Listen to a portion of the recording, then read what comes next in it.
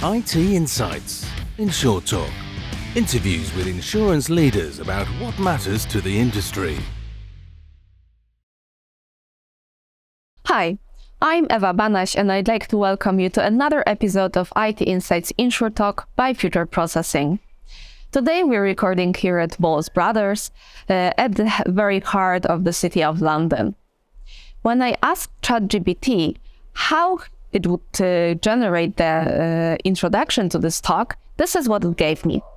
Over the past few years, generative AI has emerged as a powerful tool for businesses to automate tasks and gain a competitive edge. In the insurance industry, generative AI is being used to streamline operations, reduce costs, and enhance customer experience. From underwriting to claims processing, generative AI is transforming the insurance landscape. Well, it is a fine piece of self-promotion indeed, but does it really reflect the situation and where we actually are with the generative AI? Today, my guests are Danilo Raponi, Group Chief of Innovation at Generali, as well as Emanuele Colonnella, Innovation Activation Manager also at Generali. Great to have you here, gentlemen. Thank you, Eva. Pleasure. So before we move on to the AI agenda for today, I heard that both of you had a common stage in your career path, and we couldn't get more Italian with it actually. It's connected to pizza. So could you share your story and how you actually landed in insurance industry?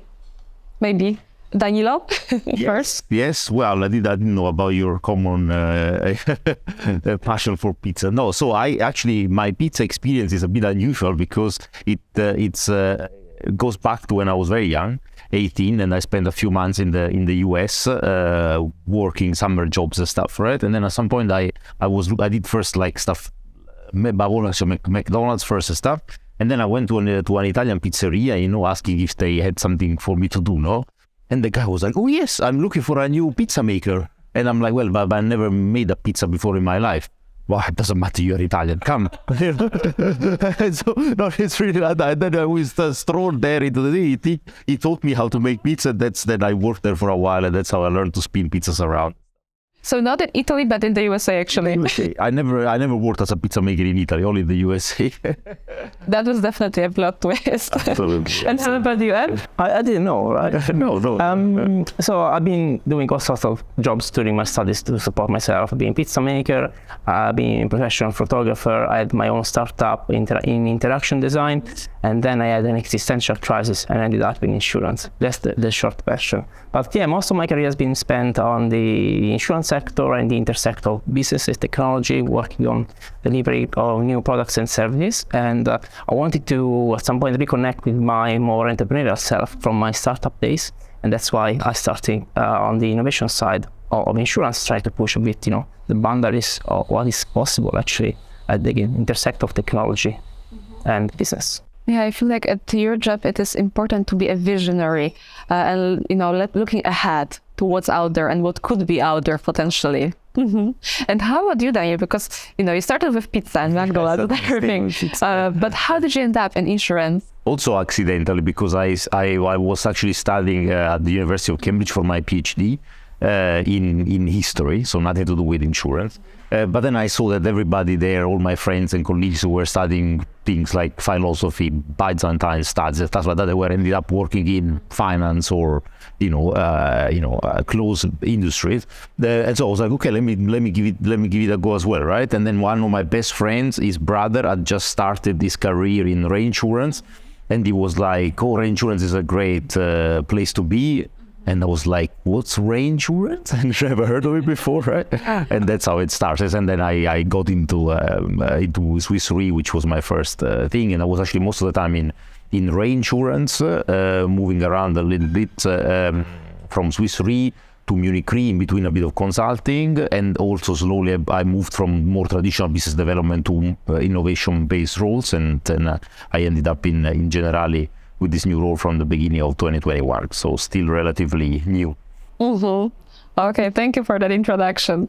So let's start with you. You mentioned about your role at Generali, and it sounds visionary, as I mentioned, but how do you actually structure yourself to make sure that you're on top of the game and you're looking ahead and you take advantage of the big tech that's out there or is yet to be out there? Yeah, I think we have a particular setup. Our company is decentralized, so we sit at the center, and then we have a number of business units, spread across all the different regions that are, have clients and they're doing business. So our role is quite peculiar in that sense. I think you need to strike, a right balance between, running your operations, what that brings you, the money, and also you need to have a portion of your time, theory says it varies from 10, 20%, whatever, dedicated to, more the exploration, right? So I think is how do you protect yourself about the unknown is, the exploration you mentioned. Yeah, you just need to go out and explore. And you have to do it, allocating enough resources, a bit of money and the people to have that role. And what the explorers, what the innovators do is they go in the wild, go and find the little gems, and then they bring them back, to the overall organization. So I think the answer is, having a good mix of, you're running your business and then the innovation. If you want to go a bit deeper, the innovation itself has two aspects. One is the continuous improvement on, your day-to-day, making it better as you progress on a daily basis, and then the pure exploration I was referring to. So yeah, the way we do it is we build a machine. We call it a platform or machine of innovation, which has a number of tools that are available to the rest of the organization to be bolder, go faster when it comes to innovation. That spans from trainings, methodologies, so that's how you actually go and explore and innovate, but also some funding. So if you have a great idea, you can come to us, we can support you financially to get that idea off the ground, as well as on some areas where the stakes are higher, where the business units might have the incentive to go and explore themselves. We take that on our shoulders and we go and explore, learn, digest, bring it back to the company, and try to push them to go and nudge them to go and be bold and explore with some of those technologies. Mm-hmm. But it's great that you also provide resources to actually push the boundaries and to make people try new things, because you can always encourage, but without proper resources, it is impossible to actually implement anything. So that's definitely a way to go. I think it's also a testament to to the fact that innovation is one of the pillars in the strategy of our company. So put your money where your words are, right? So you walk the talk, literally. Yeah, absolutely. Okay. And the next question would be for you, Danilo, because many people actually are afraid or scared that at some point AI will replace humans at their jobs. If it's okay or if it's right or not, that's not for me to decide, of course. But I heard this phrase, the statement at InsurTalk Insights actually, that it is not AI that will replace people at their jobs, but it is actually those who use AI will replace those who don't. And I was wondering, how Generali actually approaches reskilling or upskilling people, your employees, to be able to, uptake those opportunities generated by AI. Yes, humans tend to be pretty intelligent, right? Sometimes it doesn't look like it, but mostly it's the case. So I think that it's normal, no, if you see in historical cycles, right? Every time there has been a new technological improvement, even in the coming of machinery with the Industrial Revolution, there's always been a fear of humans losing whatever they had. It's normal, right? People are a little bit adverse to change because it's unknown.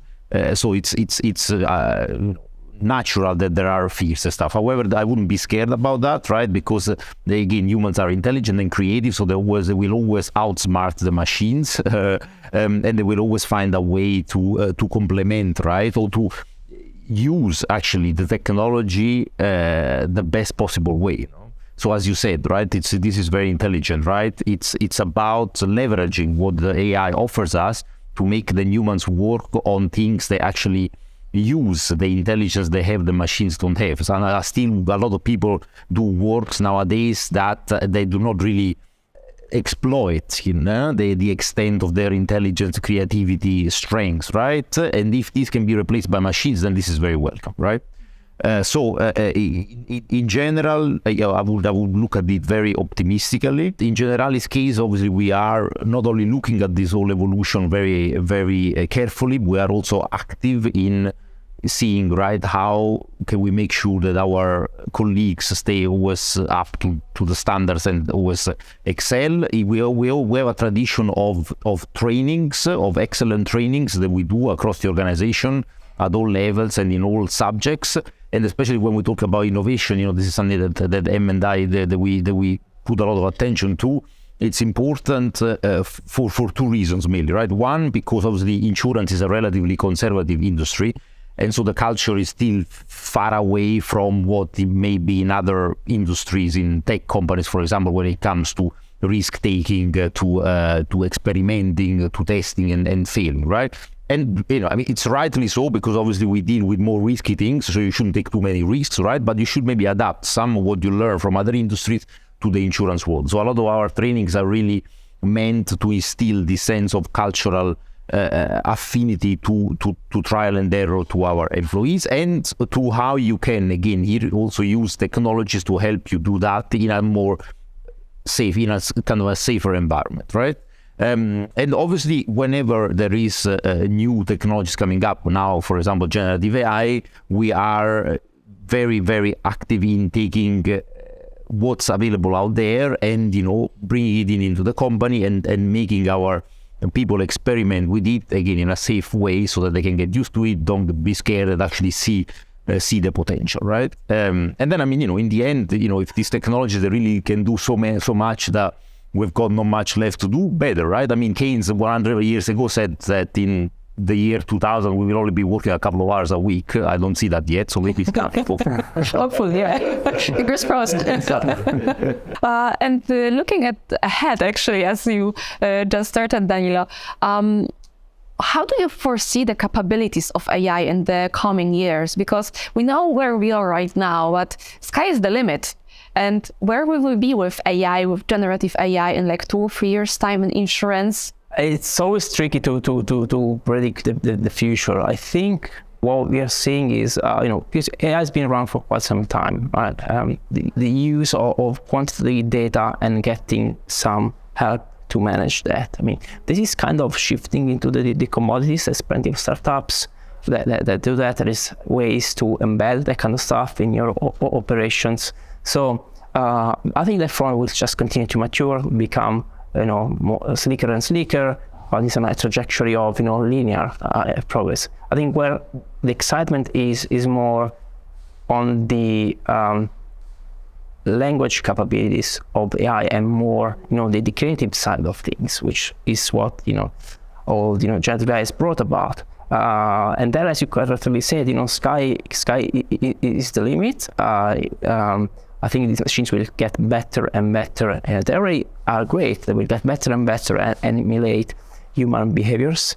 And eventually, we're already seeing this, right? The intersect of different aspects of the technology, right? The image, the text, the sound, is all combined into generic tools can be more, do many things. Just a few days ago, we heard about, AutoGPT and the fact you can interconnect and solve complex problems by breaking them down in small chunks. I think that's obviously, become more and more prominent. The ultimate, the sky is the limit. What is the limit? I think, we are all aiming to general AI in a sense, right? Something that can do everything. I think that's where we're going. It's a exciting but also scary path, right? Which brings a lot of questions around ethics, which I'm sure we'll discuss later, right? Ethics and fair use of those technologies. But I think we are aiming for a general AI. That's where everyone is pushing, right? We will get there when it remains to be seen. But we are making a lot of progress, and it feels like the trajectory is now going to exponential. Mm-hmm. You already touched upon my next question, actually, with what you've just said, because there has been a petition signed, I think it was a few weeks ago, that stated that powerful AI systems should be developed only once we're confident that their effects will be positive and the risks will be manageable. And also, if you look at the Italian government, which actually banned ChatGPT recently, I was wondering, like, what is your take on this approach? Because you really started around this area, but how about you, Danilo? How do you see it? So I think the concerns are out there because there was a little bit of a general consensus before in people working in AI that yes, powerful models such as ChatGPT, they should only be launched and made available to the general public once they had been better tested, trained, corrected for biases, right? Because we know, unfortunately, right, that because it relies, it's in the end, it's statistical algorithms that rely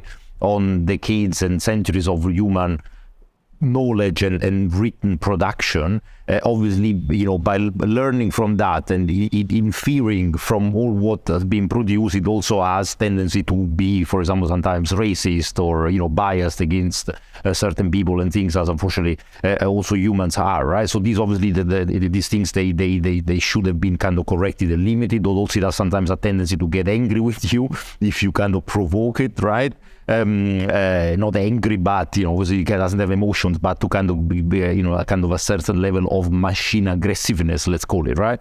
So these are obviously, it could have been corrected better before it was made available to the public.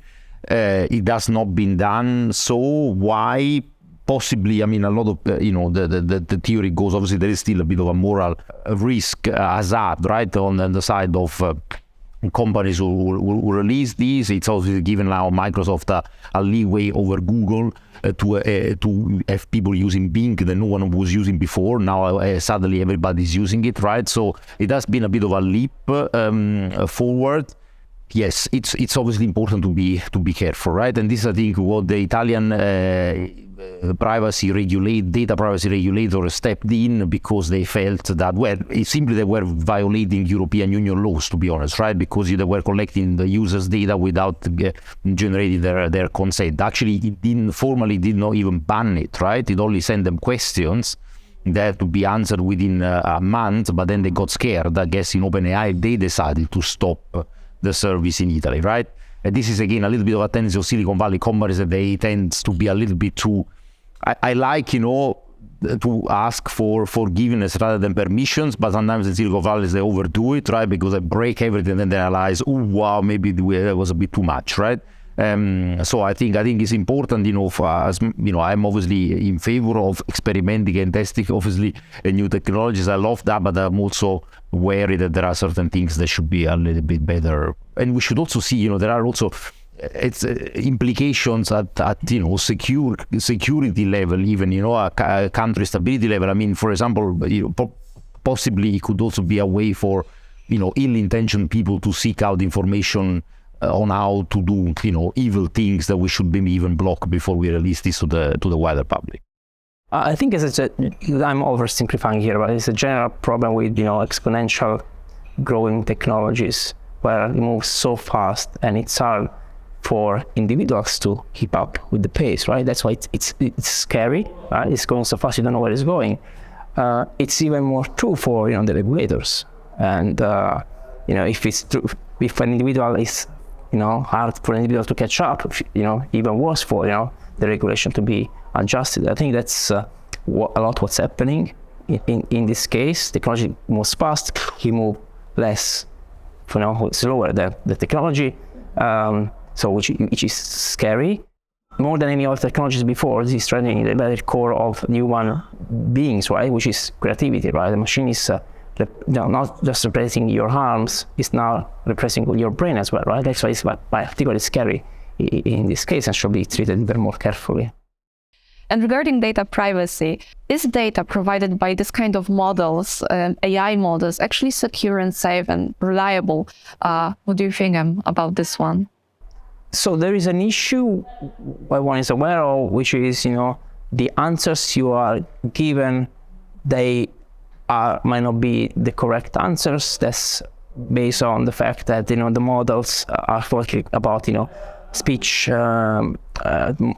generative AI, ChatGPT-like models, right? They're optimized to produce language which is similar to the human being, right? So they're optimized for language, they're not optimized to give you the right answer. So are data correct there? No, we know, right? They're, best effort basis. And in terms of the whole topic of how you use, the data to train the models, that's a massive unanswered question. I think if there is one you think about, what has happened in Italy is they're putting that question at the center of the attention. That has to be addressed. The regulation like GDPR was brought in place a few years ago when we didn't have, the technology. Now it's time to have the conversation, right? Because the data you are using to train the models, they get transformed, right? So it's kind of anonymized, but it's not really anonymized, right? But we can get the data out. So it's a third category, which is neither or, and it's not directly addressed by the regulation. So I think it's important to have that conversation now and see how the regulation can be adjusted. Clearly, we don't want to stop a technology which is super powerful and helpful, but we need to make sure it's used in the right way. Mm-hmm. And here we also have the issue of copyrights. What is the legal status of the info of the data that we actually get out of the model? Can we actually use it? Because people do that on a daily basis. Probably they're not aware sometimes. But even before, right? Can you use public available data to train your models, right? Are you infringing any copyrights? The fact something is available doesn't mean you can use it. Gentlemen, we touched upon future capabilities, possibilities. We touched upon also risks and limitations of AI. And unfortunately, we don't have much time to touch upon another aspect like ethics as much as it deserves to be tackled. So for now, thank you for your insights, for sharing them with me and with our audience. And thank you, our audience, for listening to yet another episode of IT Insights InsurTalk. See you next time. IT Insights talks on business and IT challenges with tech leaders. Visit us at itinsights.tech and dive into our podcasts, webinars, and events.